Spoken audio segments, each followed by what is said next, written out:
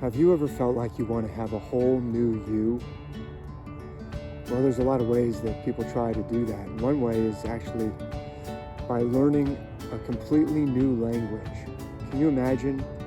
But you're even afraid to tell your friends and family that you're going to do it because they're going to say, there's no way you can possibly learn Cantonese, or there's no way that you can master Russian. So it's like such a dream that you're even afraid to tell anyone about it. What it would give you is the ability to talk to people in that language, people who speak that language directly, without any intermediary. And you can just imagine the thrill that that would give you if you were able to actually talk to them in person. But on the other hand, if you didn't, let's say someone from Russia or someone from Hong Kong came to visit and they only spoke Russian or Cantonese or Mandarin or whatever, and you had a friend who offered to be your intermediary and give you a translation. So they came over to dinner, but you don't understand anything that they say and they don't understand anything that you say, and so you're relying on somebody in between to try and translate for you. Well, if your translator actually knows the language and is honest, then no problem. But what if you have a bad translator, someone who doesn't really know the language, or even worse, someone who's malicious with their translations and actually says something different than what the visitor from Russia or from China is saying? They're actually mistranslating. So when the visitor says, "Oh, this is such a great dinner that you prepared, and I'm so thankful to be here in your house, and thank you for your hospitality," your friend turns to you and says, they said the meal is awful. They really are disappointed and insulted by your terrible lack of hospitality. Just think what kinds of problems that would cause. Well, in fact, that very situation is what is going on and has been going on for centuries with regards to the language of the ancient myths of the world. The world's ancient myths are speaking an incredible language that is a language of celestial metaphor. It's a metaphorical, esoteric language, and it is based on the stars. And unfortunately, this language has been largely lost or forgotten or even deliberately obscured, and the people who have been translating for us either don't know the language originally, or they know it kind of haphazardly, or else they're deliberately, in some cases, deliberately mistranslating for us. And the amazing thing is that the ancient myths are all about recovering self, recovering who we are. That is the central theme, or a grand central theme that runs through all the myths.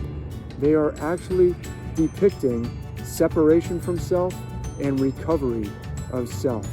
And yet, if we don't speak their language, or if we are relying on translators who are deliberately obscuring the text, then we're not going to be able to hear that amazing message that they have for us. But the good news is you can learn that language, and just like learning a foreign language, there are some fundamentals that you have to learn first. But I have put together a course, a series of courses actually, in my new Undying Stars Academy. I've been studying the language of the ancient myths for over a decade now, and actually for over 12 years. I've written several books, thousands of pages with illustrations and diagrams of the celestial connections and exploring what they're trying to tell us. And I've done my best to lay out this foundation in 2 foundational courses for the Undying Stars Academy that lay out kind of the grammar and the logic and the syntax and the framework of the ancient myths. The first one is called Celestial Mechanics and the Myths, and the second one is called Recovering Our Deeper Self.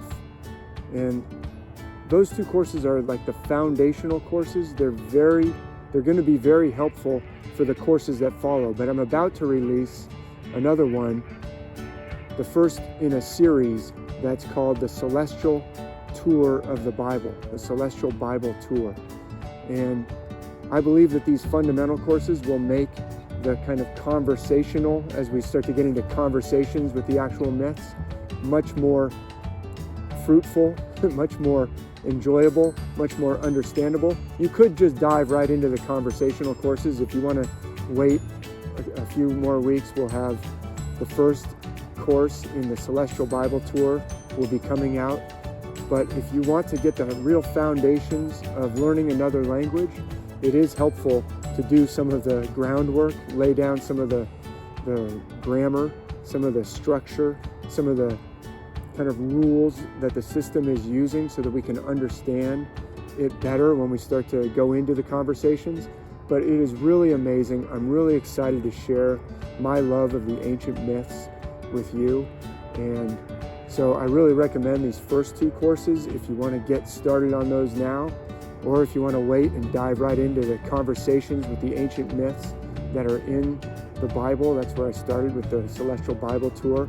And in my foundational courses, I do take up some specific myths. We talk about the myth of Perseus from ancient Greece, and we talk about some of the passages from the Bible, including a little bit about the vision of Ezekiel. So I'm really looking forward to sharing this material with you, and I'm looking forward to having you join me on this journey.